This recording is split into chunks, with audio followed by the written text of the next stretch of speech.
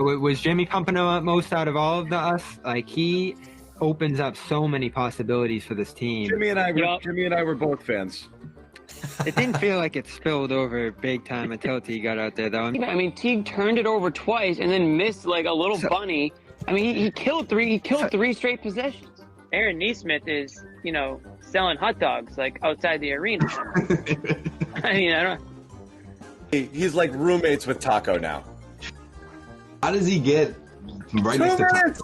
He's sitting next to Taco. I didn't do this research. This isn't one of John's make a point graphics. Like, Nesmith died so Teague could live. Like, I honestly think that's where his minutes went. For real. He's gone. He lost them. Teague was in exile and he's come back. Celtics lose to the Pistons. The game started horribly. Horrible execution and shot selection down the stretch. Marcus Smart, open three, got Smart's layup there. And they're not the only ones who missed shots. Tatum and Brown both missed wide open threes, one to have taken a lead, one to tie the game. But I'm willing to accept those guys missing shots. I'm not willing to accept the other guys missing shots. Again, I tweeted this jokingly again tonight about, it's so annoying every time Rob comes in, he makes instant impact plays. Like, he's in for 2 seconds and it's dunk, challenge shot, another dunk, hustle play. Right. The only option at this point would be more load management to keep guys fresh, both mentally and physically, which you don't have the luxury of doing because this roster basically has 3 NBA players on it. This is a bad team. They're not good. They're bad. Ask them what's wrong with the fucking teams. Nick. I think he's ordering some takeout, some Thai. This is why we don't have this guy on the show. This is why you can't have good This things. is exactly Exhibit A. He's ordering Chinese food, middle of the show. He doesn't know when he's on, when he's And then off. he's coming on and just So you heard that too, right? You've got Jackie Mack and Bill Simmons both kind of saying like, yeah, Brad's on the hot seat. So's Danny, for that matter. There's issues here. Whether it's tune-outs of the coach, players not responding. And again, every win, everyone's going to take to Twitter and be like, oh, looks like they tuned out Brad again. They hate each other, huh? Look Look how much they hate each other.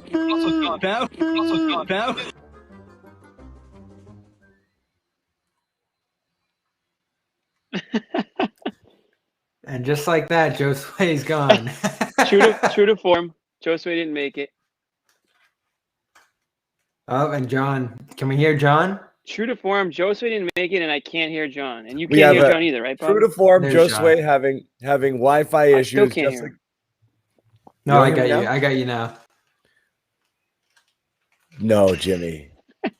There goes Jimmy. It's the Bobby and John show. We lost Josue. Josue's trying to get in, but he can't right now. So Josue, you're gonna have to leave and come back. It's our second half preview, and we're off to a rough start. But thank you to Amit, our producer there, for that one. He's so good.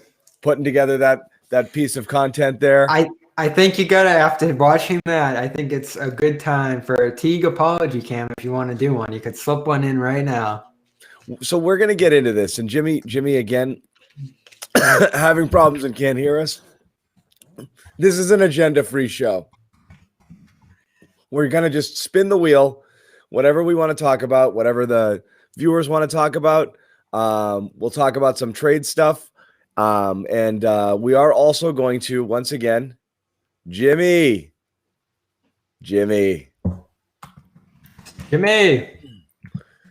He's no good. We're gonna He's gotta go headphone mode. Yeah, we're gonna revisit some of our bad takes exposed. We're gonna expose our bad takes from the first half of the season.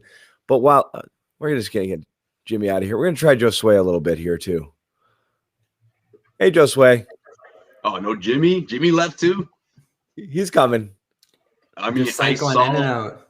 I saw when he went out, and then I was, you know what? I had to come back out and come back in. Here I am. What's up, guys? That was a great intro, though. I love it. I saw all of it. Our producer's outstanding. Amit. Fun intro. it. Good job there. Nick even made it. No, that was Amit. No, I said Nick made it. Like he made it into the video. Yeah. Oh yeah, yeah. That's for if the team turns it around later. Him and all the Fire Brad crew. If Jimmy can't pull it together, seriously. we'll invite Nick. We'll invite Nick into this one as well. So we've got 2 days until they start again. We're going to cross our fingers and hope that Jimmy Toscano can hear us this time. Yes? I can hear Yes. John. You got me? I can hear Bobby. I can hear Josue. Let's go. There we go. There We we go. good. We got the band this together.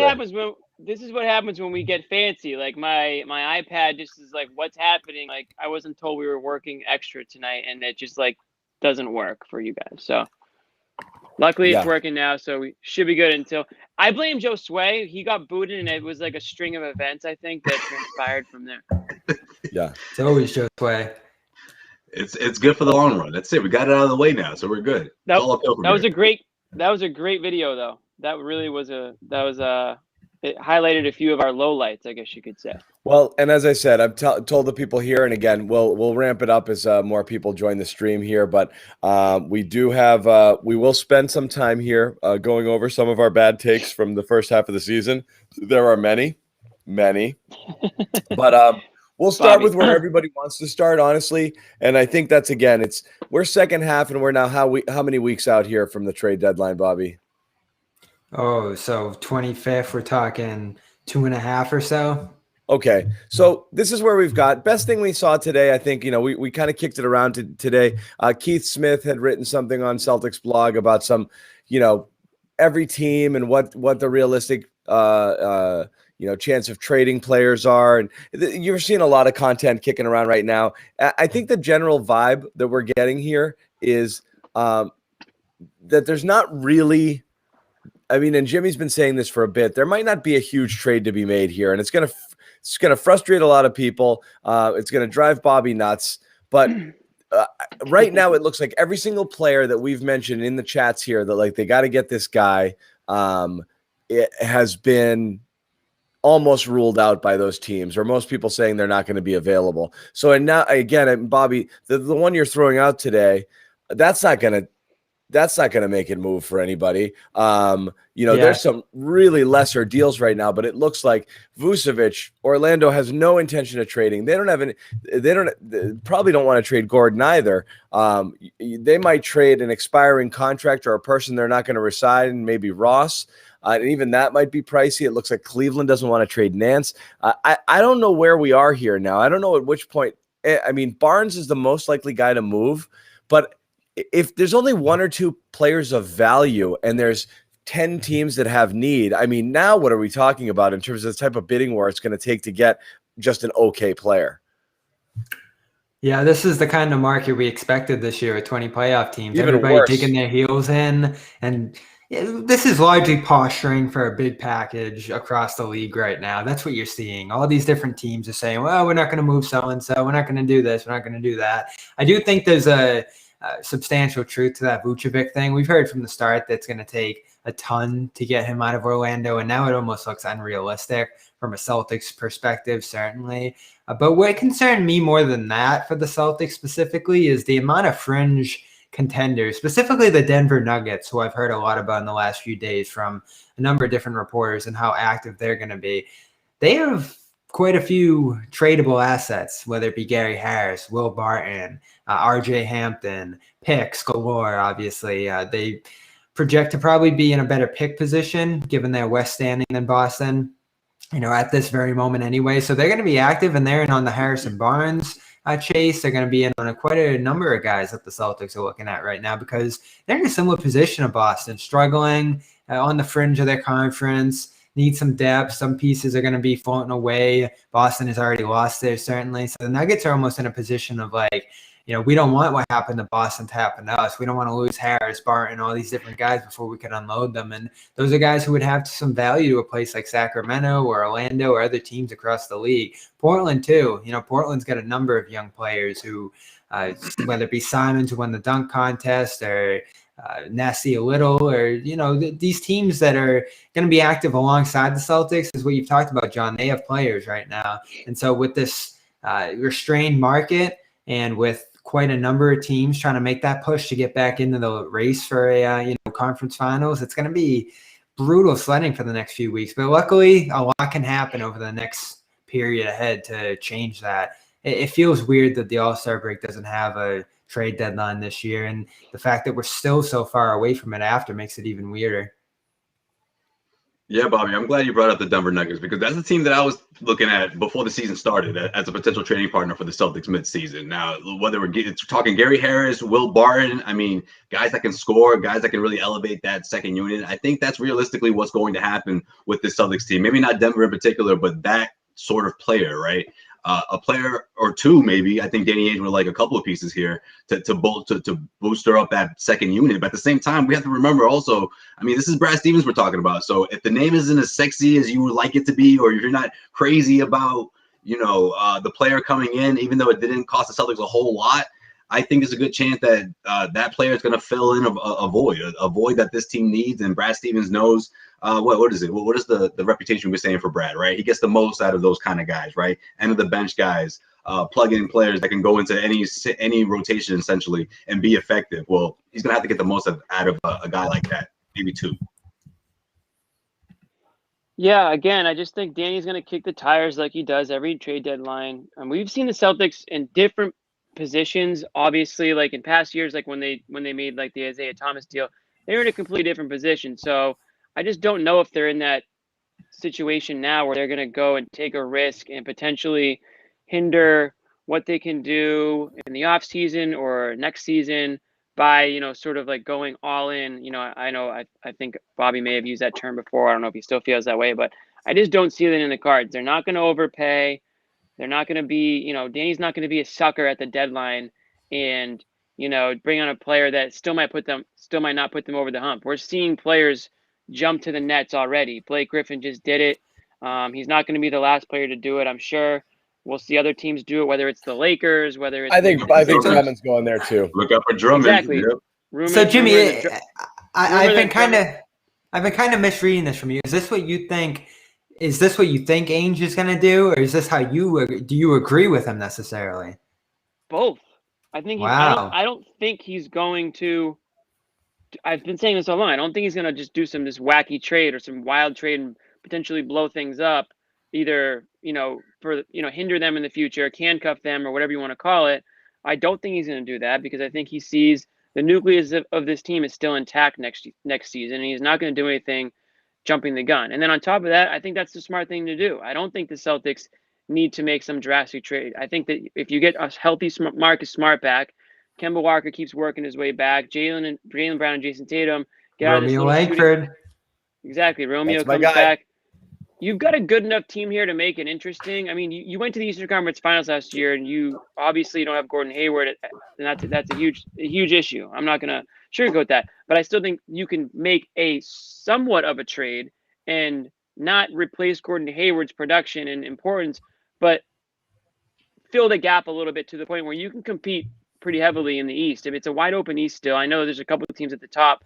Anything can still happen, and I just think at this point that's Danny Ainge's best bet. Preserve the offseason, availability and options there, and still compete this season. So that's what I think he's going to end up doing. I don't see a Vucevic like deal. No chance.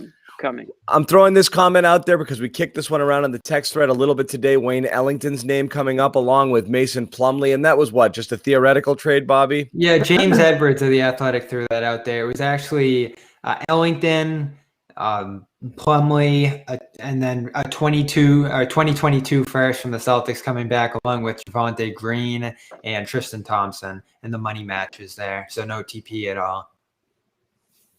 Yeah, I mean, I still like Barnes. He's still on the top of my list, but how crazy are the Kings about Nesmith? I don't know. Like, I just if they're not crazy about someone like that or someone similar to that, I don't see the Celtics pulling off a deal or trading out their best goods. This is where the Celtics are stuck. Here's the thing. Like, sorry, no, you go, John.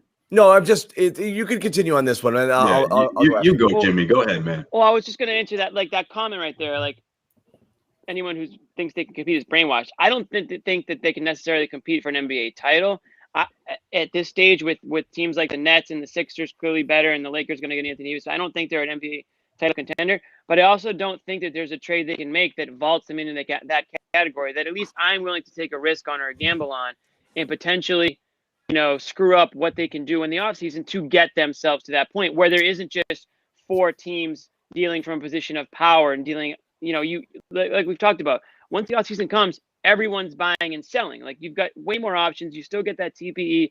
You might have a Rob Williams that's worth more in a few months than he is now. Maybe, you can package those two things together, and however many picks Bobby would package in a deal. The limit is unknown, but you just have more options then. So Most allowed under rules. Exactly. I just think that they're not going to do that. Now, does that mean I'm punting the season? I wouldn't say that word punting. Absolutely not, because you're still a team that can compete. And what I mean by compete is night in, night out. I mean, they can win these games.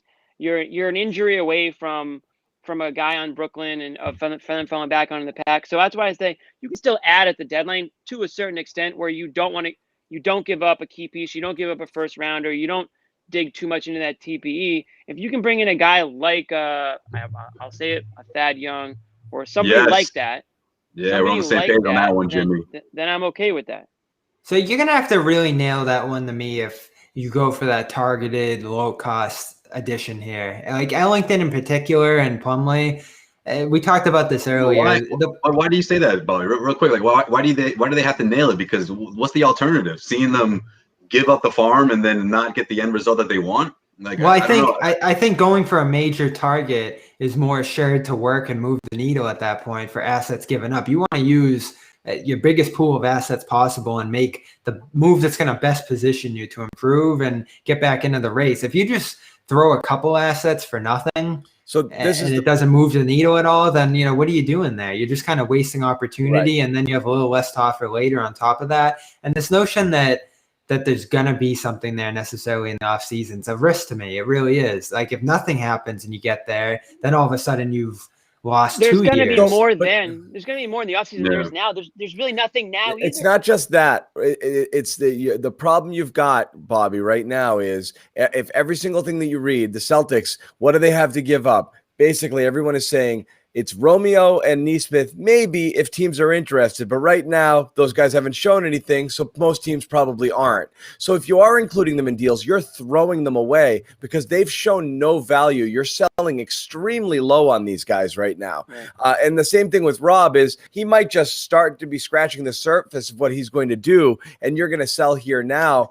You have no idea, right? At the end of the year, he might have played his way into this guy's a legit starting center in a top 10 sort of, way. And right now, anything you give away, you're giving it away for pennies on the dollar for a quick fix solution. Is it gonna improve all that much though? No practice. You don't know that. It doesn't matter if they improve now. What matters is they might be good. They might be good 2 years from now, whether they are good to you or they're better assets 2 years from now than they are now. If you trade them now, they're garbage. You're literally throwing them away and you gain nothing from it. Nothing. And that's the thing. You have to don't view it as now and what they are today. View them as assets. All of these things are things you can either work into deals down the road or that will work for you down the road. And right now, if none of them are, they're neither assets nor are they commodities. They're nothing. They're nothing. And you're just tossing them away for who knows what, for a rotational wing, a guy who's going to be your fifth option. It does not make sense to do that. It's smarter to hold and roll the dice that they are better. Because if they're not, that's fine because they're nothing now. And nobody wants them. That's the other problem is every trade scenario you see, anybody who writes it from the other side is, I guess why would Boston they do could that? Include Nesmith and Romeo, but I don't think the other team would want them. Right. It's like I said, it's literally giving them away for nothing.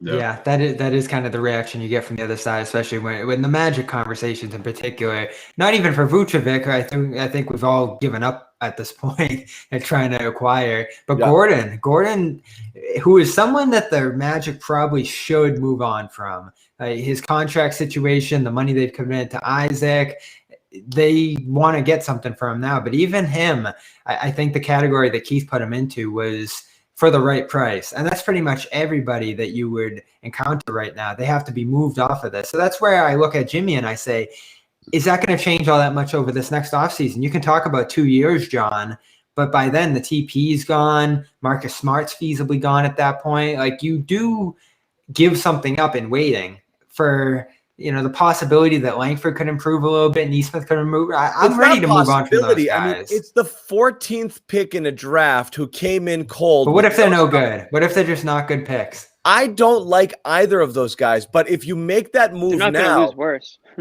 yeah, if you make that move now, you've literally given them away for no But what value. if you get something good back? You're not, though. That's the problem. The double-edged sword is here. Nobody wants them, and you're selling them extremely low, even if you do give them. So you're getting, like I said, if somebody fell in love and said, absolutely, all I need to make this deal is Neesmith, of course you do it. But if you're tossing him in with a future first to get Terrence Ross or, this kind of fringy player, that is just absolutely wasting a potential asset. At what point does that price tag go down, though? And that's my argument against waiting. The price tag is not going to go down over the offseason or at another point. Maybe another team. First round lottery pick, I think you've got 2 years before you can make that determination that, this is a washout. Unless they are so demonstrably, pathetically bad that, oh, my God, they can't play at all. And Neesmith right now is actually trending in that direction instead of the other. But nobody's given up on somebody who you looked at and said, that's the guy at 14 this early. Just look at it your way. I mean, let's put it in fantasy football terms. You draft a guy in the second round of your fantasy football draft, you're not cutting him in week 3. You're just not going to do it. You're going to ride it out and hope that he's better by week 6 or 7 or 8 because you've made a significant investment in them. You're not just going to flip them for a bench guy. For a bench stash. So where do you see the rest of the season going, Josue? Because if you don't do much, or if you do nothing at all, which seems to be possible right now, this season is just such a middling position for this team. They're not going to sink, or they're not going to tank, which is possibilities we tossed around at their worst moments. They're just sitting there. They're 5th seed. They're first round exit possibly with some of their depth concerns. You can always say this team's going to get healthy. They're going to meet their potential. Tatum's going to start playing better. But I just look at it as they are so depleted of depth, of facilitators, of wings, stuff they need, that they're setting themselves up for failure by not addressing some of these things. And they could do it in minor ways. I think we'll toss up around a bunch of ideas tonight. But at this current moment, I just think it's unacceptable to carry this roster into the postseason. Think of how it could cost Stevens. Think of how it's already costed Tatum and Brown reputation-wise. They've gotten criticized to a massive degree for stuff that I don't think is their fault. It's just, you got to get aggressive at some point here. I know you don't want to sell too low on assets, or you don't want to put too much into a deal to improve. But I think this team's in a position context-wise where they're going to have to give up at some point to make. But if it's a first, why all these teams say for the right price, that's never going to change. But if it's a first and Neesmith for Barnes, for Barnes, you do that. We're talking about rolling up every single thing that you have and saying, "Here, take it." I think that's what we're all talking about, Bobby. Then you have nothing at the end of the season, whether you make it to the finals or not. You don't have Barnes much left. Becomes an asset at that point. He signed a couple more years. You'll have extra picks. You can carry forward what you get now into discussions later, and that's almost less risky to me than carrying a TP that expires at some point, week after week, month after month, and in the future. Yeah, I'm still in the camp of getting one of those off the bench guys to really help this team out. I mean, look, we talk about Kemba Walker turning a corner. We talk about, Tatum and Brown coming together as a cohesive unit, and can that carry over to the second half of the season? Peyton Pritchard after he gets over the rookie wall. I mean, there's a lot to look forward to with this team. Robert Williams, I mean, we could spend another 50 minutes on that if I bring him up, I just think when you couple all of that, you look at weapons that can really help this bench. And I talk about Thad Young. I'm starting to warm up a little bit to the thought of JJ Redick, and a lot of that has to do with Peyton Pritchard. Again, I wasn't quite sure 2 months into the season how good Peyton Pritchard or how valuable Peyton Pritchard could be. But you look at him now, and then you think to yourself, man, if that guy has a knockdown 3-point shooter, I mean, what can the second unit look like after that? Marcus Smart comes back a few weeks or at least around the trade deadline. We're crossing our fingers here. We'll see what happens within the next couple of weeks. Like, there's a lot to look forward to with this team, Bobby. I just think, again, the hard part of it is the Celtics sort of passed the easy part of the schedule, and they didn't fare so well against those teams. So it's going to get difficult here. And, of course, it starts right away Thursday night against the Brooklyn Nets. So, record-wise, if the Celtics can, keep this together, obviously it's going to do them good in the long run. But also, you have to keep in mind that they have to stay in that 4th seed. You don't want to lose home court. Crowd or no crowd, this team needs home court. It can go a long way. And they're damn sure lucky they're not in the Western Conference, because they would be fighting for a playoff spot right now if that was the case. So that's a good thing, Jimmy. Redick, Tucker. I love Josh Hart too, man, but they're not letting that guy go. Well, it depends. Is he going to be a free agent? The veterans, they're going to ask for their walking papers, and JJ can do that. I think rental guys in particular are going to cost next to nothing this year. So Redick, Hart possibly, but he's restricted, so there's a bonus there and that you can keep him, I believe, right? That was this year, not last year. So there are guys like Aldridge that's been tossed around in the past. He'll cost nothing, but I don't think he helps you all that much at this point. So, and Ellington that's a guy who's 45% right now. All he does is shoot threes, and he's just a $3 million rental. So I don't know how much he moves the needle, but it does give you something you need. So I'll give you that, Jimmy. There are minor guys out there who, given Boston's current situation, probably would have more of an impact here than they would other places, just because of the level of opportunity that's available. Plumlee even. I just wonder how much stomach there would be to trade Thompson for a guy who's probably just about his level right now. Do it. Yeah. I'll take it. Get it done. Give me so that athleticism all day and tomorrow. Give me that athleticism on that Celtics team. This is something that's hurting teams right now, and I think it's not hurting transactions all that much, but in season in particular, there's this growing sense that teams need to cater to agents, or players aren't going to like if you deal them here or there. There needs to be some sort of agreement. There's always like a checklist that needs to be passed off, especially for a team like Boston, who has a tough time getting free agents historically. You're almost handcuffed in a way to Thompson because he's got a big-time agent. His sway around the league is substantial. Like, you can't dump him in a way that you can other guys, because there could be ramifications down the line of players you want to acquire, stuff you want to do with an agent. I think some of this is fronting by the agents in particular, so it kind of frustrates me that teams fall to it.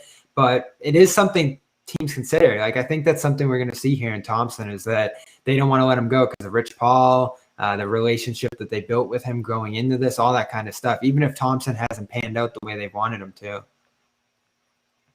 I don't know about all that. I mean, that's the first I've heard of that. I mean, at the end of the day, Danny Ainge is going to say see you later to Tristan Thompson, and if the deal is there, I mean, he's packing his stuff.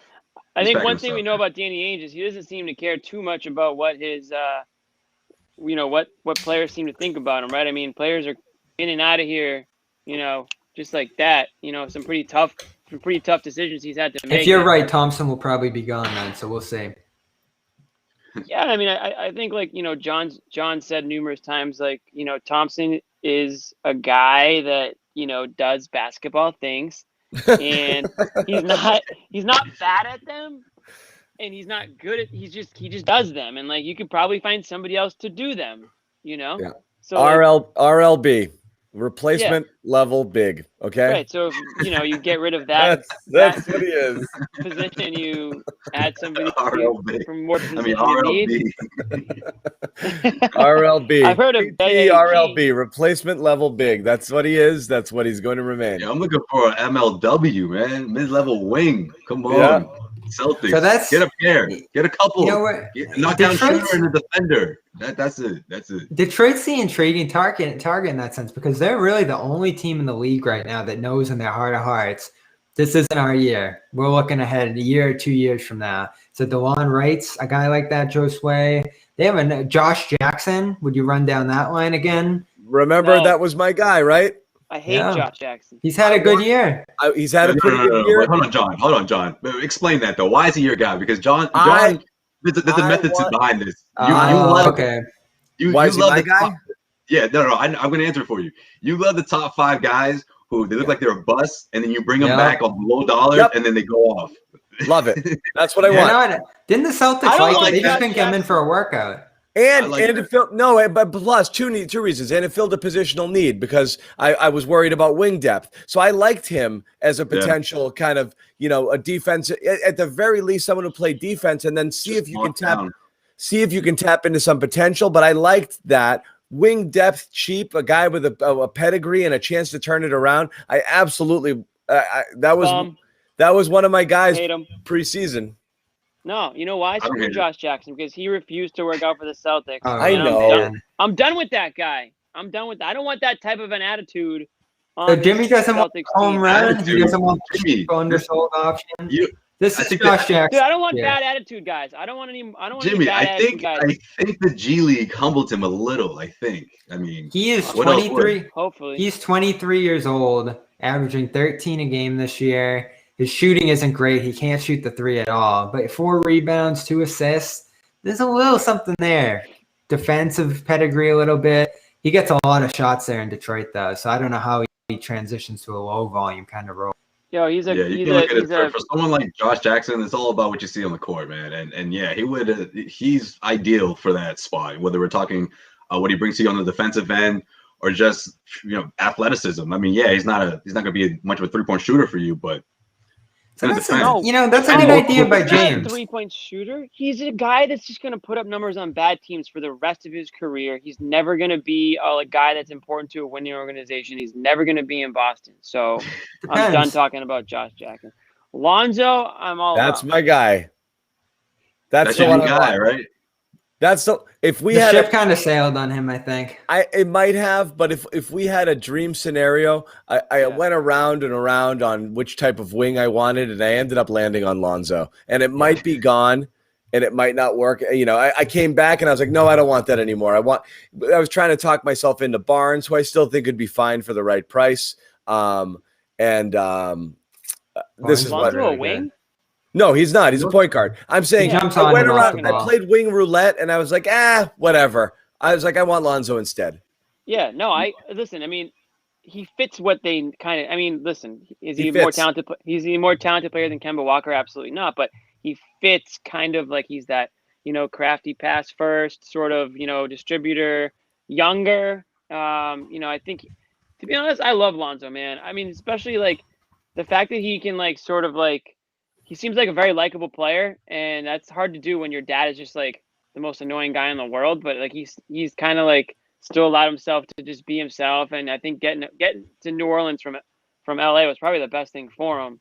And I think he's great. I mean, he's going to be a player in the league for a long, long time. If the Celtics could somehow figure out a way to get him, I think he would work very seamlessly with Tatum and Brown for sure. Well, and he's a guy who you would have to pay soon, but then you'd end up letting Smart walk, and I know that would ruin a lot of people, but I mean that's what would happen. Yeah, would you trade Smart back in that circumstance is probably what you got to ask yourself. Either that or take some of their bad money like Eric Bledsoe, Steven Adams. You got to do something and entice them to do that, because right now we talked about Ball a month or two being a guy, he's lost his potential, they're looking to move on, they don't want to pay him, but this year 40% from 3, leading the best offense in the NBA. They're gonna roll with that. They might even pay him. Who's gonna offer Ball a big contract in free agency? Probably not too many teams. Right. Why do I get the feeling that nothing's going to happen? Celtics aren't going to make any big trades, and then PJ Tucker. They can't do nothing. They can't do nothing at all. I mean, they're going to do something. You keep saying that, Bobby, but everyone's going to be upset. Not only can they, but they PJ will. Tucker's going to come. I think PJ Tucker's going to be the end. I know that we'll talk about this again, but we definitely have to go live for the final hour of the deadline, just to get Bobby's live reaction of the Celtics doing nothing for that final hour. Deadline. I'm just going to sit here for an hour straight and do nothing, just like the Celtics. Yeah. You guys realize what's going to happen if they do nothing in this East? They're going to lose round 1. An injury is going to hit, and they're going to lose round 1. Bobby, if an injury hits, they're going to lose anyway. Bobby, again, I swear this is what's strange. Because you know basketball so well, but it's this is the first time you've ever watched an NBA season. Most teams don't make trades. Almost every team wants to improve, and almost no one makes teams. And almost no one makes trade deadline deals. They never happen.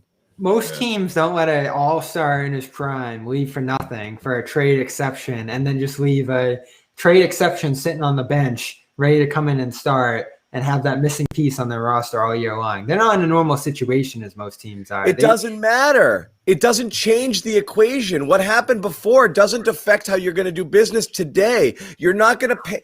Again, as Jimmy's been using the term over and over again, what you're describing is a panic move. We fucked up. We screwed up our offseason, and now I got to do something. I think it's paying a fair price for something valuable. You don't scramble and try to fix a mistake, because then you're going to make a bigger mistake. You just don't do that. So that commercial where the guy just like slams the tape on like a leaking pipe, like he just keeps slamming tape all over it. Like that's what you want Danny Ainge to do. Like, oh, it's like water's pouring out of here. Like, boom, let's just put this piece of tape over it. So let's talk about we'll win a championship. Let's talk about the season a little bit then, because this is what I find striking is you guys seem to think this season's a lost cause. Then we're not saying that. We're not saying that at all. We're saying, so how do you feel about the season? Listen, I think it's not going to be easy for the Celtics, but again, they have to get the fourth seed. They have to get home court. But in a best of 7 series, I mean, look, you're talking about Celtics losing the first round. I wouldn't go that far. I mean, this Celtics team, Tatum, Brown, Kemba, they'll win a playoff series. But it's just after that we're not quite sure. Look, that's just way down the road, anyways. But look, what we saw the last 4 games. And look at their record and the fact that they're still in 4th place in the East. It's remarkable. I mean, look, 2 games over 500, Bobby. 2 wins, excuse me, over 500. And look where they are. I mean, in this conference, of course, Celtics of course have a chance. Absolutely. Define a lost season, Bobby. Not winning the title? I didn't think they were going to win the title before the year. Right. I mean, Brad's had 2 losing seasons. His whole career. That first round exit scenario in the first or second round. Who cares? What is that? How does that affect anything? It's a victory if you make it to round 2, but an embarrassment lost season. Danny's got to make a trade to make sure they get to the second round. Like you can't be exposed as a middler though. You know, that's my thing. This team was a true contender a year ago and parlayed an asset into an opportunity to go forward, pay a fair price for a player that can fill that spot, and raise their ceiling up with the best teams in the conference. Bobby, now it looks like they've lost. Bobby, the Raptors won a title. The Raptors won a title and lost Kawhi Leonard, and then they rolled it back and had a competitive team, but they didn't panic and say, oh, my God, we lost Leonard. Like, I got to do everything. Like, you just run your business. You know, opportunities present themselves when they do, and you make the most of them. You try to draft well, you make a deal if it's there. But just because something happened to you, you don't freak out and just start to throw stuff out the window and, like, try to get something. It just doesn't work that way. Like, I think a great example of the Heat. We talked about the Miami Heat, or at least I talked about the Miami Heat before. Like, Bobby, a year ago around this time of the season, if I told you the Miami Heat are going to go to the NBA Finals, you would have looked at me like I was crazy. But look what happened. That's what the Heat did. Yeah, he got aggressive and made a big deadline move. Did they trade Dragic or did they trade Bam? No, they got some pieces for the second unit. They boosted up the bench. Obviously, Dragic got healthy. That helped. That was a big part of it as well. So health is a big part of it. They drafted well. For the Celtics, health is a big part of this with Kemba. And of course, the progression of Robert Williams, you know, that's a big part of it as well. I just don't think you hit the panic button with this team yet. I'm not there yet. That's all I think this team needs is that kind of Miami Heat style move. Pad your depth, get a good veteran in here. I bring up Thad Young. You guys so mad at me. Thad Young is like, well, I don't know if he's like Iguodala. Draft hero instead of Romeo. Bring in Thad Young. You're rolling. No, I didn't go that far. I'm talking about mid-season trades or mid-season acquisitions. You know, Jay Crowder. Hey, I'll give Thad Young a chance. You know, I just don't think he has that much left, and there's a reason you'll be able to acquire him for the low. You know, Otto Porter's on the table now as well. To Josue's point, fixing it is not as hard as they're not that far from fixing it. It's one good veteran signing in the offseason or a decent piece, and then hitting one of the draft picks to get a valuable bench player. You know, it's if you. And they didn't trade Tyler Hero. They didn't trade Duncan Robinson. You know, like. Well, the other thing is this: like your nucleus is 23 years old. Like you're not trying to like salvage, like your superstar players on the very last hurrah in the league. Like theoretically, you'll have these guys. I know John is fearing that they'll both be gone in a year and a half, but theoretically, you'll have these guys for at least a few more years, and you should be able to build around them. In order to do that, you have to allow yourself to. You have to give yourself an opportunity to piece guys in and out and use your picks or trade them or use your TPE at the best possible time when there's more options out there to use it. So, and to do what you're kind of hoping Ainge does is almost to just like throw all the chips in right now for whatever, whatever's available. And you're almost like, you're pretty much just saying, let's go all in for the next like 3 months. And like, when the dust settles in the offseason, we'll see what this team looks like. It's like you can't really run a business or a team. My take is it's going to cost a lot for this team, given their asset pool, to make an acquisition that's going to be tangible and move the needle into the future, which is what they need to do. They need to make a good move as a team to add to this core to carry into the future, because Kemba Walker is not going anywhere. Tatum and Brown, their contracts. But doing that at the deadline doesn't mean that doing it at the deadline is the answer, though. We all agree that they need to get better in some way, shape, or form. I want to see short-term success. I want to see a trade that's going to help this team in the short term. That's my new thing now. Yeah. Well, they can get creative. I'll give you guys this. They can get creative here and make a minor move that can make a big difference. It's tough though, because you get what you pay for, and if you're buying low, you're probably going to end up in a situation where it's like a trade. Oh, Jordan Crawford, 2013. Remember that one? Steve? They bought him low. Electric. He was absolutely electric. On 2013's team, he did nothing. He was absolutely electric. What are you talking about? Yeah, I mean, that's the kind of move you're probably looking at. You're looking to see if you can. And that's fine. You're right. That's probably the type of move you're looking at. And you know what? There might be teams right up into the deadline that are looking at. You might get a little bit of a bargain in some way where a team's like, listen, we just need to get rid of this guy for a second rounder, or something along those lines, where you can add an end of rotation guy to it. And if you can stay healthy and you get Marcus Smart back, and now you're seven or 8 players deep without getting into like the semis and the greens and the the other end of the rotation sort of, or end of the roster sort of guys. I'm still holding tight that the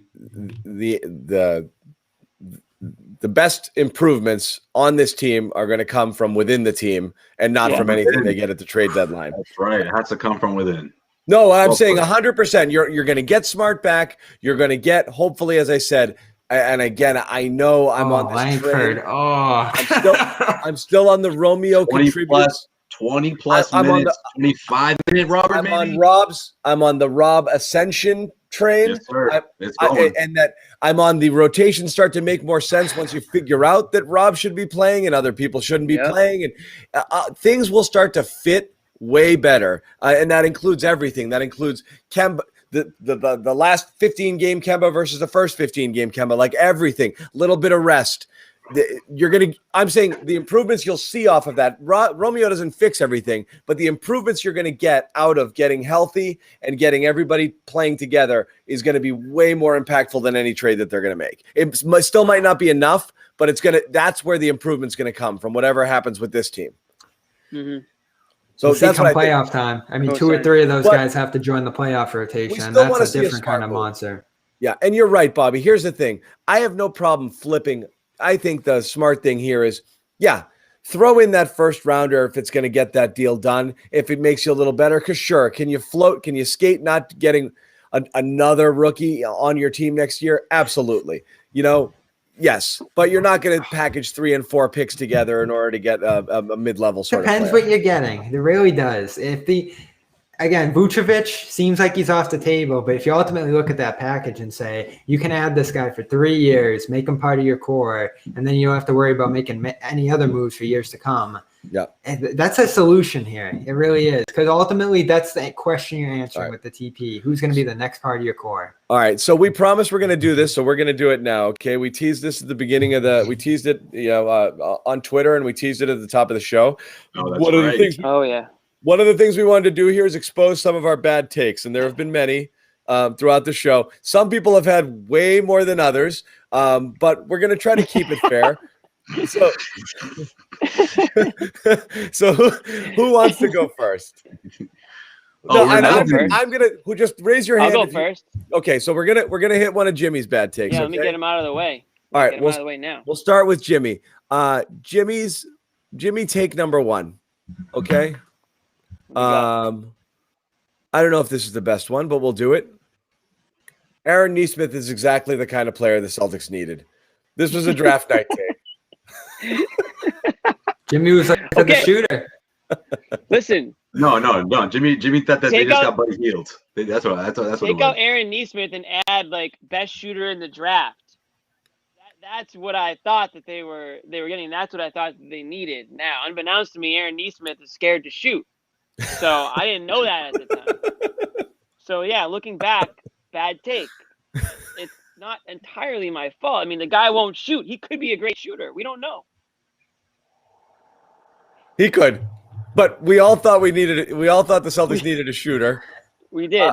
Well, Turns out they did need a shooter. We're not talking on the good takes here, but Josue was all over Sadiq Bey here, and that's who he wanted at that pick. It's hard to argue at this point that was the right thing to do. Still want him. Yeah. Well, my guy was RJ Hampton, so that was a tricky one. He goes to a team in Denver that didn't have a lot of playing time for him, but overall he hasn't looked that good. So he's a guy that's going to take some time, but that wouldn't have worked here probably. All right, we're gonna move to another one. This one is shared. Okay, Jimmy, John, Josue, all of us. Yeah. Okay, worst absolutely. takes. Jeff Teague will be a solid contributor off the bench. Okay.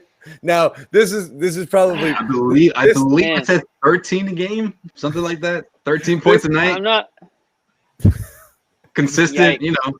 That guy. The one you can rely on. The apology cam chat requests by far, the Teague apology. I don't know which one of us you want to apologize. And seriously. also, he is playing better. So, again. He had 2 games after like a month and a half. I reserve the right to turn this into a good take by the end of the year, the way he was playing to end this first half. Now, I did give up on him, I will admit. There was a point in one of the videos, I think we even clipped it, I was just like, I can't be on the Jeff Teague all-defense team anymore. Like, this performance tonight was just so bad that I don't even know if this guy's eyes are working. He might be blind out there the way he was dribbling the ball and turning it over. So I did kind of give up on him, but it was nice to see him sort of look more like an NBA player again towards the last couple of games here. Well, he's hit his threes. That's the one thing he's done that salvaged him a little bit. But the defense has been so bad. That's what he does. That's all he does, Bobby. There's not much that's not all he playmaking. And this whole thing of him shooting under 30% inside the three-point arc for a large stretch of this season is unlike anything I've ever seen before. If he was going to the rim, he was missing. He got some free throws on the way there. That's what improved him at the end as well. But he just had such a perplexing first half that maybe you do look at it and say, it was the year off. He's just completely out of rhythm, maybe put in a bad role. So hopefully they figured something out with him because they could definitely use him. I think if he doesn't pan out, we should just celebrate his career. We'll just be like, hey, great career, T. Yeah, we'll put highlights from his Hawks days and Holla, very good. All-star, that one highlight he has from the All-Star game he made. We got a lot of Bobbies to rip through, so we got to throw up one of them now. Okay. What we got? That's his most recent. You just said that. Like 10 minutes ago, you just said the same thing. I'm standing by that. I don't want to see any first-round picks anytime soon. 7 first-round picks for Barnes. What is it? So this is, seven's extreme. Seven is Bradley Beal, James Harden. Okay, 7's extreme. But, you could be talking about 4 for Vucevic, 3 for Barnes. That's not out of the question. This is the assets that they have to work with, and this is what's going to move teams and get them listening. Number of years of picks, and that's what teams have done. Westbrook, Paul George, James Harden. That's how those deals got done. Even a move like Drew Holiday, which I don't think people expected to see, 5 first-round picks for Holiday. I think that's where this league is headed. Bobby, you're leaving out the fine print, man. Like the assets that went into those deals. I know, and the 5 picks didn't go to one team. Sure. Yeah, Chris Paul went to Oklahoma City at the time. That was kind of seen as a salary dump. Bledsoe went to New Orleans. I don't think that was a Holiday Bledsoe swap. So again, I think you got to prepare for this if they're going to do something big. It's going to take a lot of first-round picks. And unfortunately, I think Ainge and others, and you heard Wick say this on the radio, teams are asking for 4 first-round picks. That's just kind of the game right now. You either have to play it or you're going to be sitting on the sideline. So it's risky. I know we've seen the Nets, teams like that, it's blown up in their face, but that's what it takes. You got to get aggressive to make a deal of significance. But we'll see. They're obviously not going to do that. That was from like last week. We must have a lot to go.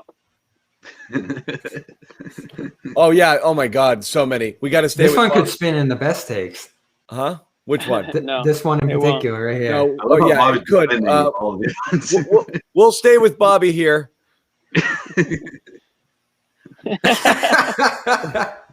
Yeah. All Yeah, right, so you got something here. Bobby's take: never question Brad Stevens. Never question Supreme Leader Brad Stevens. So where were we all on the Stevens? Obviously, Nick was fire Stevens, but each one of you, like, what was ultimately your Stevens take from the first half? Mine and Jimmy's is similar. It's like anything. Brad is. It's the opposite of this. He's not infallible. He's not above reproach. Like anybody else, it's fine to question him and whether or not he's the right fit for this team or if he's doing the best job he possibly can. At the end of the day, the answer is probably yes, but like it doesn't mean you can't have the conversation. It's mine and Jimmy's point, I think, mainly is not attacking Brad. It's attacking people who will not allow you to criticize Brad. It's as much about that as it is anything else, which is where in the world did this guy win 15 When did this guy become Belichick? And he gets the benefit of the doubt on everything. And that's the greater issue. It's of course it's fair to have conversations about it. You're having conversations about everybody on the team. You can definitely have it about Brad. Yeah, bending over backwards to defend, making excuses for every decision that he's made, and then saying there's nobody else who else should be the coach then. Don't just tell me why he should be a coach. Tell me who should be. It's like it's not our job to have a list of like potential suitors for the Celtics. All we're saying is, hey, there are some issues going on with the team. Maybe we should at least question why this might be happening. Oh, what about the head coach? No. Don't even mention his name. Don't talk about him. He's off limits completely. It's like it doesn't have to be like that. Like everyone is on. Nobody is off limits. Even Belichick took heat this year. Yeah, I'm not saying it's right, but he took a bunch of heat. Belichick's one losing season away from being legitimately on the hot seat, I believe. You don't have that long to pull it together. Right. You can't say Stevens didn't take heat this year. It was nonstop. Well, I mean, he stepped out in front of it. Yeah. He took heat because, like, after the first line of defense was shot down at the wall, he finally took a little bit of heat. Yeah. And also, I mean, no one's above criticism. And I can't remember the last NBA coach in recent history that gets so much praise and has never reached the NBA Finals. I mean, listen, a few years ago it was different. Now it's still, you know what I mean? Like it's what is it? Popovich, Eric Spoelstra, Stevens, and that's it. I don't know how he got into that rarefied air. I don't know how he's in the modern day Mount Rushmore. I'll tell you why. It was the drastic turnaround off the worst year you could imagine with this team in 14. The trips mattered to the East Finals. Like, I know we joke around about that, but those were great runs. 17 above expectations, 18 way above expectations. Even last year, it wasn't until the bubble in particular that people shoot in that team as an East Finals team. Going into the year, people were concerned because of the Horford departure, the Irving departure, and they were right back. So they were accomplishments, and ultimately what happened there was a disappointment. But there are a lot of guys at his level, though. Like, Quinn Snyder, and you could throw in Nurse. He's top 5, isn't he? He's no, top 5. I mean, I think he's in a second tier with a lot of other coaches, all of whom have a very good understanding of basketball and have had some success. I think he's kind of more in that tier there. Well, you're right that the Western coaches, I'm not going to the West put him in coaches top deserve 5. some benefit of the doubt. I tend to throw out the Ty Lue coaches, but I'm not, what I mean is those guys are managers, they're not coaches per se. But go ahead, Jimmy. No, it's like Bobby's like, he's top 5, right? But why are we all so quick to just throw him in the top 5? That's exactly what we mean. That's what we're saying, right? Yeah, that's exactly it. And I'm not saying this is Bobby because it's not, because I have never thought of him like that. But there are a lot of whether it's reporters or writers or just people who they think that they understand the game at a higher level than the typical fan or the regular basketball person. And so if you don't think a player or a coach is performing the way they should be, you're just not seeing the game the right way or the way that I'm seeing it. Let me tell you why Brad Stevens is a better coach than what you think he is. There's a lot of that out there, I think. And I think a lot, and I'm not saying that Brad Stevens isn't a good coach. He is, but I just think in general, there's a lot of that out there in the basketball world. People are very quick to dismiss your thoughts or your feelings on whether a player is playing well or whether a coach is coaching well or not, because they want to make it seem like they see the game at a higher level than you do. So they just dismiss like, oh, I don't think this player's playing well. Or I don't think this coach is doing well. Well, actually, you're wrong. Yep. There's things I've disliked this year, certainly, and I've thrown them out there. The lack of movement, the isolation, the defense in particular has been disappointing from him. So there have been pitfalls to him, but I think he's also done things to salvage this season to some degree too. Ojue's play and insertion has been impactful. I know you guys don't believe it, but he has given Rob opportunity, albeit not as fast as you want, but it's gotten there. Your Rob take is going to be exposed in a little bit. Let's move on. One last thing on Brad. The only thing I want to know if he could do better is if he can relate to the players better. I think that as a coach, like, and you, John, you mentioned like with the Ty Lue. Yeah, he might be more of a manager, but there's something to be said about players who can relate to their coaches or the people that they're taking. But it's hard for us to know that. That's why I never criticize that. I'm not criticizing it. I'm just wondering if that is an issue, because obviously no, this is on the court this year in particular. They have a talent issue. The team is not good after 1 through 4. Teams playing with low effort and or not executing a game plan always to me is an indictment on the coach. Of course, it's the players doing it, but that to me is like, you know, you walk back to that bench in that locker room after clearly not doing what you were supposed to do and or not putting in a good effort, and you're okay with that. Like that sits poorly. Of course, it's the players who do that, but that to me, that's where you start having those tune out conversations, which is it's not tune out like he's talking on the bench and they're friggin' like, you know, texting, you know, or on Instagram. Like it's more a matter of like, blah, blah, blah, coaches talk. I'm going to go out and play, and whatever happens, do whatever I want at the end of the day, right? Yeah. Right. Well, it was getting to that point. Fortunately for him. It was that point, Bobby. Like we saw a pattern, and I think that's why I didn't agree with what Gary Washburn said when he said that, you know, this team looks like a team that's just you know, he's lost a team that's lost is not listening to this coach anymore. I didn't agree with that, but I could see why he said it. You know, if that makes sense. Like, I can see why you would think that, because this is a pattern. Yeah. And dead-ass teams can claim coaches. You know, like a team that's just isn't well constructed and isn't trying and doesn't have the right parts. They start to get down because they're looking around and they're just not believing in what that's what frustrates me about the pieces around them, and that ends up burning the coach more often than not. That's what threw me off about the Jaylen Brown comments after the games, talking about, I trust his organization, and I trust. And it's just like, well, wait a minute, you don't agree with this roster? Is that what you mean by that? Yeah. Or do you trust his organization in the sense of they put us in this position for a reason and we're going to overcome? You know, there's a lot of those always after losses, right? Those comments that could have gone either way from Jaylen. That's what scares me still about this team. Their bottom end. If they get back to that point, and if that's where the season ends. Stevens could feasibly get fired, and I think they're losing something if they move on from. I don't think he will, but if he does, I believe it's a Danny Stevens clean sweep, and they start from and that would be my belief, and I don't think it's happening. It should be.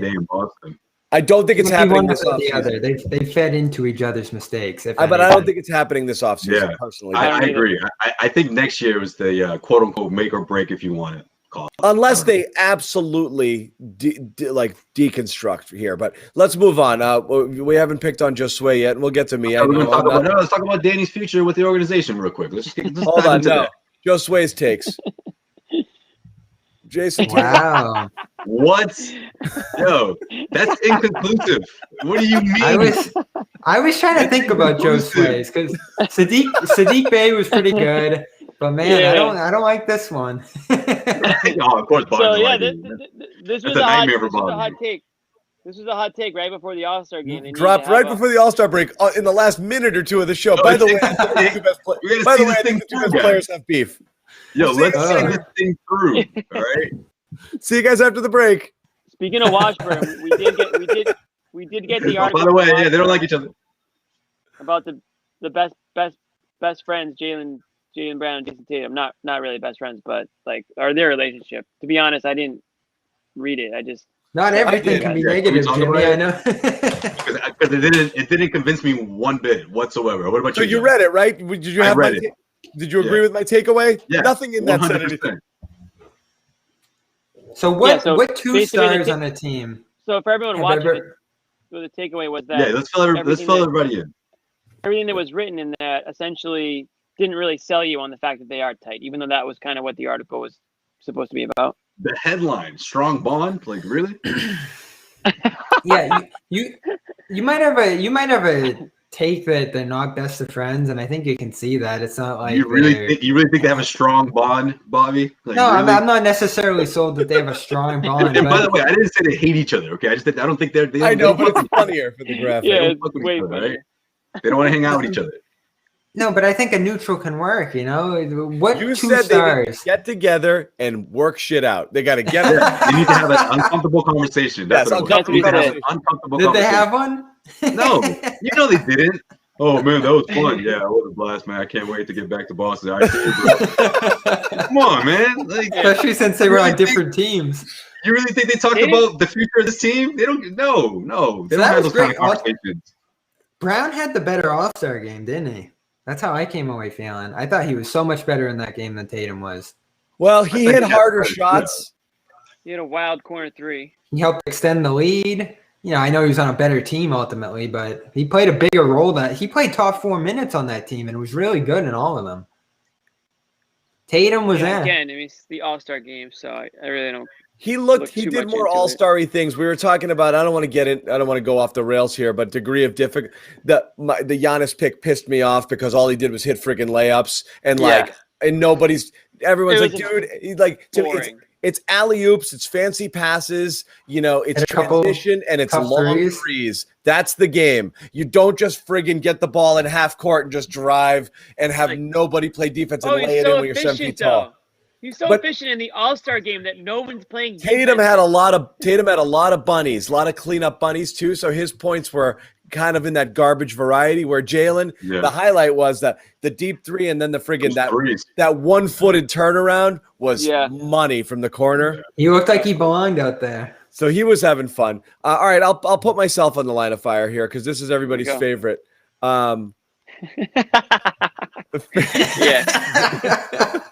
Oh yeah, you did. This is an all-timer. This is an all-timer bad take. This is a clean break. Right? At least it's a clean You break. put it out there so assertively.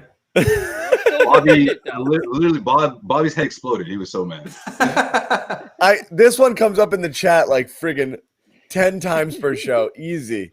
You know, they're like, what's this idiot talking about? He wanted Kemba to tear his ACL, and I just see it scrolling. I'm like, yeah.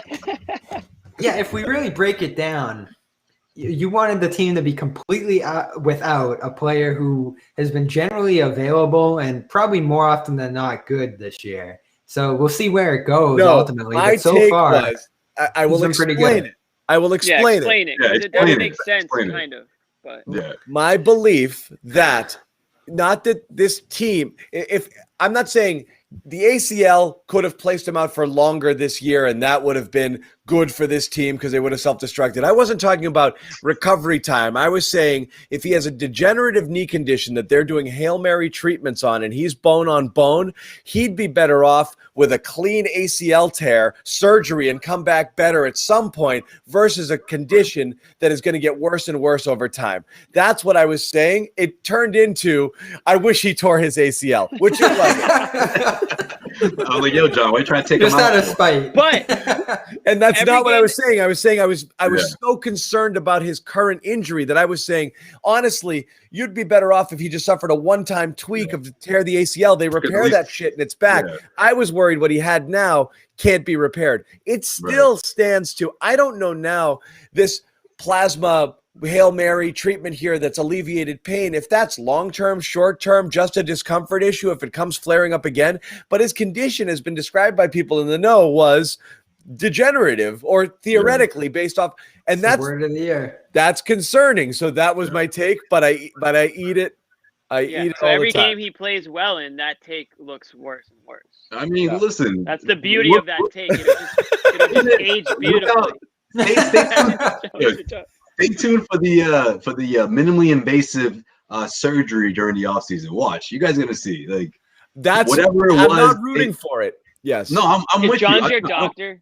I'm not saying he's gonna tear his ACL. I'm saying whatever the issue he's dealing with, they put a Band-Aid on it for the season, but he's gonna get something done after the season's done. Yeah. John's your doctor. You walk in with like a little knee pain. He's like, "Yeah, duck. You just take a look at it. He's like, yeah, Cut I it see off. what the problem. I see what the problem is. You tore your ACL. Trust me. You want it better this way. It's better. yeah. Trust me on this one. John could easily end up claiming victory here because we're talking about a 4-year deal where he's continuing to progress toward 30, more knee issues.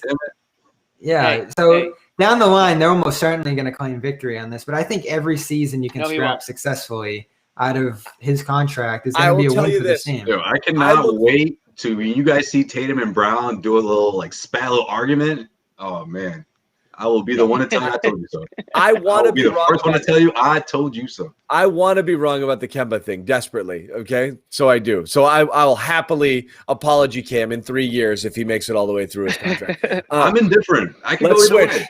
I wouldn't mind if they went at it on the court. Taco Fall should be playing meaningful minutes. You brought this up about 3 times. Yo, for real, it wasn't just once, Jimmy. What the hell? Listen, I'll defend that take till I die because the commenters will love you for that. I think that's why you said it. Every time Taco Fall plays, and it's usually almost always garbage time, he has an effect on the game. I understand he's playing against other garbage players in meaningless minutes, but I always go back to this. You have a guy who's 7'6" out there. We just watched what's his name? The other 7'5" dude in the NBA. He's playing meaningful minutes. So don't tell me that Taco Fall can't play. I'm not saying 20 minutes. I'm not saying Rob Williams level, but this guy should be worked into some games more often than he is. I'm not going to say rotation. He should be worked into games more often than he is because of the advantage that he has physically over so many players out there. I'm standing by that. A 4th big man in the rotation. Exactly what this team needs. Yeah, you want to play Rob more, but let's also play Taco. I'd play Rob over Tristan half the time. Jimmy wants Tristan down to 0, Taco to 15, Rob to 35. That's what Coach Jimmy would do. Bobby, are you kidding me? Jimmy and John, they're going to be pissed if Tristan Thompson's still on this team in a few weeks. They're going to be so mad. All right, ready? Sorry, Bobby, it's coming back to you, buddy. This is going to be Tristan, right? Or something. I think he's putting the wireless joints in. Okay. Bobby, literally every single thing he said about Robert Williams this season. So the main thing I've been saying about Rob that you guys just don't understand or want to hear is that what they're doing with him is working right now. Caveman. Yeah. He's playing 17, 18 minutes a game. The hip has only flared up twice. He's only missed 2 games after missing upwards of 40 last year. And he is getting the most efficient, outstanding production in his minutes you could possibly imagine. He's dominating second units, and you guys want to expose him immediately to 35 minutes starting this ramp-up level that 25. Is just – he hasn't played 35 minutes in his career, has he? Even back to college probably. That's kind of what we're saying. Yeah. My take was so hot. My take was so hot on Taco that I blew out my headphones. I hate that this comes across as I hate Rob or I'm not a Rob fan because he's so fun to watch. I think he has a future. In fact, like I've said to Jimmy, I wouldn't trade him in most packages. I'd hold on to him tight. But man, there's a process. There's a process here that's happened over 3 years and is continuing to progress. And Steven said it himself. He's going to be playing more in the year. He loves him. But you guys are going, does Brad hate Rob? Is that what this is? But Bobby, your position. Bobby's squirming. And plus, Bobby, come on, that hit thing was sus. Very sus. Yeah. He missed 40 games with it last year. It wasn't mentioned once before the season or during until week 25 or whatever it was. Did he really miss it because of the hip, or did he miss it because he was in the doghouse stuff? He had a hip epidermy or whatever it was called. No, edema. But no, that's we know that's the issue.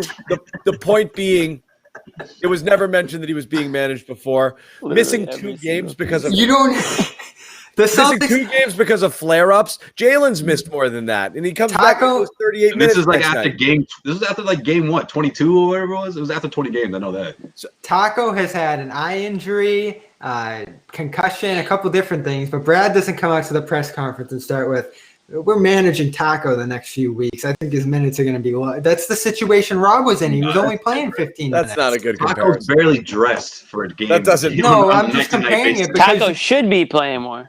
You don't announce a management plan for a bench player. That's never been done.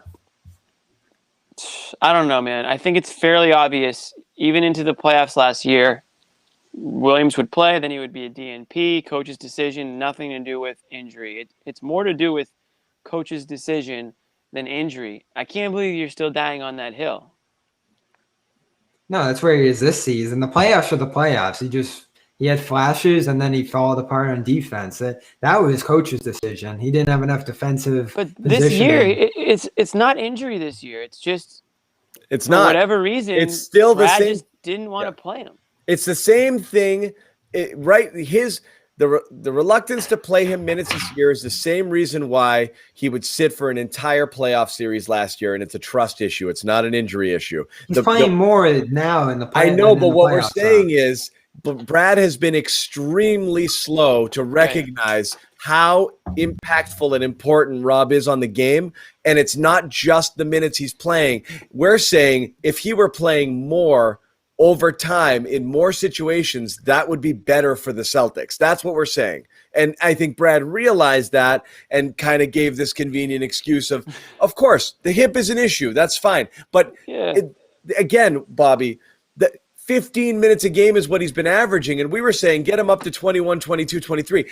You can manage a hip at 22 minutes. That's not the reason he wasn't playing. It was falling in love with these goofy bigs, like with Tristan. Which was the pacifier bigs, we'll call them. The tried and true, the crutch. The centers, the veterans, and not wanting to go with Rob Stonk. I just don't know what you guys want him to do differently. What would you have done differently? Play more minutes. I don't know. How many times we have to say he that? did. Yeah. So what do you want? You want 30? Bobby is pulling teeth to get it to happen. It took 40 games. No, it was a process. Just like with any young player, he earned more opportunity. It went up. Last 5 games, he averaged close to 20. Yeah, I know, but we're saying about the last 5 games. That's the whole point. We're also saying 25 plus, and there were still plenty of games where he was 14. Like we said, that game where they lost in overtime to the Pelicans, he played 16 through 4 quarters, comes out, plays the entire overtime, is the best player on the floor for the Celtics. 16 through regulation is what you were putting him in that game. What if he couldn't play overtime? Adams out there? Crazy. Again, I think what you're looking for, you got. One of the craziest things that happened. If he played 24 through 4 quarters, you wouldn't have seen him in overtime. Like, it was exactly the plan. He was managing for OT in case it got to OT. I come on. Yeah. Bobby, the point is, you're still wrong. The take still applies right in this show right now. You're still wrong with literally every little thing you say about Robert Williams. Hey, if he gets where he needs to be. This is a living worst take. We got a couple more to go. We'll whip through them, and we're gonna say bye. We should have done this one early, but Jimmy and I own this one to a little bit. Jimmy took this one. He volunteered it. Then he'll be bad. It's a little different for Jimmy, but yeah. I already apologize. I have nothing left to say. I already apologize for this. You can find it on YouTube. So he's done an apology, Cam. I own at least half of this take because I was also very dubious that he would come back. I am not backing off my should trade Kemba take, but on this one I was with Jimmy. So I'll eat it. You've already apologized. I'll eat half of this one. That we weren't going to see until later. Have you been impressed? It smelled funny, didn't it? Yeah. Oh my God. The way they trickled it out and the way that they were talking about it, and even Kemba talking about it, like, I don't know, we'll see. The doctors kind of said to try this. It just felt bad. Have you been impressed though? Is it important to you for me to say that? Yeah. Apparently he's asked you 4 times. Are you not impressed? This is the show of accountability. The next one's going to be, are you or are you not impressed? Are you not impressed with Kemba? There's no doubt that the last 10 games Kemba has looked closer to last season Kemba. I don't know if it's... He's putting 24. He's putting 24, man. I don't know if it's peak. I don't know 44% from 3. I don't know if it's peak Kemba. Again, the bigger issue with this is what Josue said in the last Kemba conversation is that flare-up, the ice, the in-season procedure, the something. He needs ice. I'm saying it's only maintenance. Trust me, this is part of the process. Yeah. We knew all along we'd probably have to sit him for 4 or 5 games at some point during the year. We expected this. That's the thing I'm worried about. If we make it through clean, like I said, I'll eat this one whole. Because if he makes it through clean and plays at a high level. But last year, it wasn't just making it through clean. It was he made it through, and at the end was like, yeah, I was a wreck. My knee was barking at me all season. And we're like, oh, that makes sense why you weren't as good as you were at the beginning of the year. So if that happens again, we're right back where we started on it, which is the knee is an issue and it's affecting his play. We don't know yet. Especially if it flares up at the beginning of the postseason, because we're talking about a deep playoff run for the Celtics team. We know, right? The last 3 out of the last 4 years, we know how long a deep playoff run is. And if Kemba isn't able to withstand that, that obviously drastically changes the Celtics' chances of going deep into the playoffs. So there's definitely going to be that part of the season towards the end where they're going to rest him.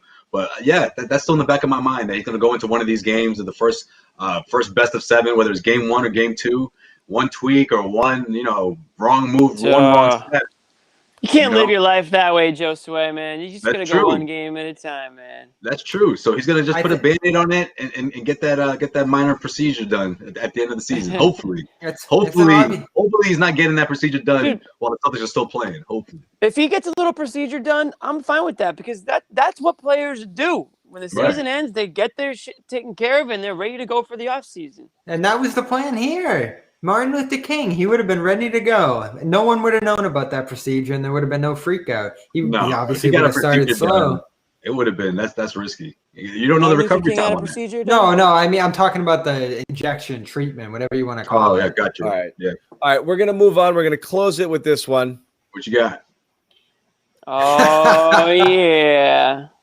So I can break this one down. That's your greatest hit right there, man. He apologized for that, too. Yeah, that's your Grammy-winning single right there. Playing all the hits tonight. Yo, rock that. So you guys have been so tough on Tristan, and we're talking about, especially over the last month. Turner leads the league in blocks, and we don't even lead with that. That's like the 5th thing we bring up when this is brought up. Turner's been really good. Yeah, there's no doubt about they could have used that kind of impact on the interior on their own end. So they would have been into the tax. There would have been less flexibility there. I'm still kind of holding out on that one. And we wouldn't be sweating this stupid TPE right now. Less flexibility? 1 second you talk about flexibility, Bobby. The next second you say, it's a risk. It's a risk. You don't have time to use your options. So which one is it? All right. If we're gonna go with this, if we're gonna go with what the Celtics are ultimately doing right now, if we're gonna live this way, where the Celtics are gonna look for a perfect deal and not overpay and not overstep things to use that TP, you probably go with Turner and McDermott there because that's the best of all the things that they could possibly acquire. And maybe in the end, that will be the best that was available. I mean, I apologize. You can be. Miles Turner's done too much. You can be redeemed here, Bobby, if the TPE yields gold here. Yeah, I'm still holding out on that pushing TP. so hard. He wants to get off the hook. No, I like They TP. need to get rid of this TP. He's trying to wipe out this debt. All these Right. debts. He said he wants to clear his ledger. So as for Thompson, report is too long. The TP, yeah. I think Thompson's been. I got red in my ledger. Yeah. I think Thompson's been pretty good so far, and he's still building. I think come playoff time, he's going to reach a new level. Right now, a new level of what? Like just like a guy? I'm hoping defense. Offense, he's been pretty good. He's starting to kick it out more. Rebounding's been top 5 level in the NBA. He's scoring more efficiently lately. Top 5? Yeah, he's top 5 offensive rebounder. Oh, offensive. Top 5 offensive rebounder. Yeah, Okay. who's the other 4? Because they're not. I guarantee Cantor, they're not really Rob. great players. Cantor and Rob. Cantor is your best center in the NBA right now. Cantor's a top 5 center in the league. Cantor went for No, Cantor 22 definitely and averages, 21. 5 offensive rebounds in that. That's So a the Mark thing we're gonna line right there. We're going to still talk about this come playoff time. Hell You're yeah, going to we be will. loving Tristan when the prospect of playing Bam, which could be first round, the prospect of playing Embiid. Yeah, you still like him out there for that over Rob. Why? He's been probably. torched by he was getting torched by Embiid. Well, that's my point. He's going to improve on the defensive end of the floor. That's what I've been drastically. Yeah, it'll get better with disappointed age. him on that end. No, I think this is a guy, More and you've wear heard and it in tear his to do comments. the with trick. NBA bigs, especially. You've heard this Yeah, in yeah. his comments. He's saying, "Oh, we're playing for something bigger. These games don't matter that much right now." That's been his mindset all season. So I see where he's coming from. That's which what I would say don't too like. if I just got torn apart. Didn't really matter. We're looking forward to the playoffs. Yeah. Well, he's going. This is what you don't give him credit for. He came in a disaster. The first 2 weeks or so, it was really Has he bad. given Oh, I credit give for him that? credit for that. Some of those single-digit ones. Yeah, good on you, But now- buddy. Now you look at the last. That's the oldest last trick in month the or so, book. 13-9. Oldest trick in the book. Set the lowest possible Right, first so day what of did work. you- Set the lowest expectation possible. Just skate through, and then every time you do something like I don't know, make a copy in the copy machine, like oh, good job, man. Like you're really like compared He's to where been you were good. when you started. Like I think that's all there is to say. He's been good. You could have went with Aaron Baines, who's been bad. I mean, there are a number of different center options who have God. actually been bad out there. Or you could have overpaid for a guy like Harrell, which, again, I don't think that was such a great move for the Lakers. you hate I don't Harrell. think he's going to move that needle all that much. You hate So Harrell. I'm happy with Tristan. That's all there is to it. I'm happy with him right Then now. he's going to die on that hill. Yep. Seriously. Another one. Rob is You're- playing the I perfect don't think amount you of minutes. believe that. I don't think you believe John, that. when we do second half worst takes, they're just going to be all the same ones for the first half. No, I mean, I'll give you the Turner one. That would have looked pretty good. There's nothing I can say about that one. Yeah. And McDermott, there's your wing. Everybody. McDermott would look good too, yeah. McDermott and Pritchard off the bench. And now that I'm looking at where the CPE thing's headed. And I do want to say this because somebody said it in our comments. Every single time we bring up a center, someone's like, Embiid would destroy him. Embiid destroys everyone. Everybody. That is He's not the MVP. It's not the benchmark, you know? No. It We need is. an Embiid stopper like Horford. Yeah, Embiid is. We didn't even talk about how Embiid and Simmons might have COVID. Yeah. We'll see. We'll see. Bring Al back. Al We've take gone care. a bit, guys. We've gone for a bit, so we'll let everybody go. It was a Tuesday pop-up out of nowhere edition. Thank you guys for joining us for it. Yes. We are back on Thursday, where we've got the Nets. So it's pretty That's gonna be scary. a fun one. That's gonna be KD's fun. back. That's going to be a tall task. It's pretty scary. I can't wait. Yeah, I mean, listen. Yeah, you know what though? Great. I mean, who would you rather play to gauge where you're at going into the second half of the season? I mean, Exactly. these guys Right. coming off of some rest here. Oh, I don't want this. I'd like a couple cupcakes here. Hey, throw them in the For fire. this team? I honestly throw them in Yeah. the fire. You gotta Keep it take rolling. You got to The take the score- training wheels off. You're gonna have to beat these guys at some point. It might as well be Thursday. No, Last time they played, wasn't it like 30 plus? it was Pushing close for a 40. little bit, and then it was a 30-point game, and it was like, And that Like, was the literally, that it was was 2 the minutes later, Levert. boom, 30 points. That was the Levert Allen Nets, not the Harden KD Irving Nets. So Oh. yeah, we that's could the be old Nets. looking at a worse result here. Well, okay, well, it join is- us. Maybe, is what it maybe is. Tatum and Brown will have an uncomfortable conversation after that. Maybe. Yeah. Who I think the knows? whole team will be having an uncomfortable conversation after that. Oh, if Gary starts tweeting out that he sees a shirtless Marcus Smart, it's not good. It's not good. The Smart going to be back for Thursday? They're Oh supposed to have God, an I update don't think this so. week. No, Supposed to- yeah, I they're don't supposed to think find out a so. lot about So, that this week. Celtics but I don't- practice I don't think tomorrow. it'll be- They practice tomorrow. We'll hear from them. We'll have some news. If anything big happens, we might pop up and do something about it on our YouTube channel. So subscribe there if you haven't already. You'll be notified every time we go live, obviously. Either this or we've got you on a couple different channels, a Celtic specific one and our main YouTube channel. You can find us either place. You're also going to find a lot of podcast content on the network. Josue Pavone with Causeway Street, Bobby Manning with Dome Theory, Jimmy John podcast, as we said, in development. Goodman Ryan, A. Sherrod Blakely. That one dropped. That's going to drop tomorrow. What else? Nice. Celtics beat, winning plays. Is Goodman ruffling any more feathers right now? Goodman, Probably. nothing yet. But He was trying to trade Jaylen Brown last week. yeah. Well, it's he did. coming up on his Christmas is coming up because the tournament's right around the corner here. It's a big. I wonder if he'll NCAA say this tournament week guy. Jalen shouldn't have been an all-star. I mean, that's what it's been. Every turn, he's got to diminish the accomplishments from behind. Oh, I mean, I forgot Jalen's about that. Jalen's career already has kind of been a reputation of the criticisms of him coming into the draft. I mean, at this point, he's already tenfold above what people thought he would be coming in. So I don't know. Like he can still get better from here. My but he's already been lifetime a massive apology success. cam is Jalen. Yeah. Like I mean, think about this. I spent 4 years like this guy sucks. Like, I mean, I refuse to accept it. So absolutely. We said during the last postseason, or we debated, we kicked around, could Brown reach Tatum's level? I don't know if he's there yet, but he's really close. he is close, and I mean, honestly, that has a lot to do with Jaylen Brown, but also some to do with Jason Tatum. I mean, I think last year he's certainly rose from the previous, but this season kind of like plateauing a little bit. I think we can all agree that the last, I guess, He's post at 26 a game. I mean, they're I know, both but- at 26.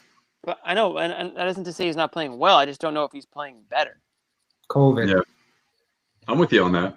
Yeah, it's a lot of other things in there. Yeah, COVID is definitely a big part of that. Threw him off a bit. But I remember going into the season thinking that Jalen would continue to ascend because he's done that every single year. And I think the role is so crystal clear this season because of the new contract that he was in a space where he was like, okay, Kemba, it was like unofficial, but everyone sort of knew that it was going to be him and Tatum's team. And I just think going into the season that it just gave him the green light in a way that he's never seen. That's going to be the key in the second half. If Smart comes back, takes some of the facilitating role off those two, Tatum feels better from COVID, Brown feels healthier knee-wise, they could start going off like we saw last February. That's what we I'm want to saying. get to. Yeah. That's Now you're saying that. That's what I was saying earlier.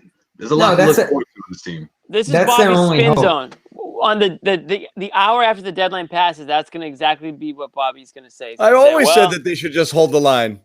Yeah, Yeah, right. well, right. No, if Kemba there's- keeps playing the way he is, and I got faith Smart- in these guys. I'll evaluate whatever they're they 4 do. games over 500 now. Like, There's no world where they can do that. You guys cannot come on here after the deadline ticks past. See, they did nothing at all, like 0 moves whatsoever, All right, not even a minor. that's fine, but Bobby, if you come in with They that, might. They might if you literally come do in with nothing. that, they should see. You see, if they traded those 7 first-round picks, you could have. We're not trying to hit that, Bobby. But please don't say that. All They those have the assets. all those They have the future assets. first-round picks that you want to trade and that you think are much valuable than they really are. Like, Never I don't think mind that- first round, second rounders. You can do something with a couple of second rounders. I mean, they Yeah, have to like do I said, something. Are you Okay, kidding fine. me? Go Are ahead. you kidding me? Go take them all. Take them in perpetuity. You can have every second rounder for the rest of time. I don't ever want to see one play for the Celtics again. Oh my Lord. Usually you don't. They're gonna need a double A And team. I you know what I don't want more than that is to be convinced by people Oh. after the draft that they got a steal in the second round. Stat. we just did it again. Oh Lord. I mean, Stash Pritchard's been and good. He was a But- first rounder. I don't want the Carson Edwards friggin' Brandon Hunter Oh my God, conversation. we're hearing about Yam Madar. Are you guys checking the comments for Yam Madar hype? No, we're we're hearing not. it. I'm not, and I won't. Well, if you want to go check Abdel it out. Nader's still like putting in like legitimate minutes in the league, huh? Love the guy. He's All a right, good guys. baseline. We've overstayed our welcome. We'll say goodnight, everybody. We're back on Thursday. Thank you very much for joining. We'll talk to you guys later.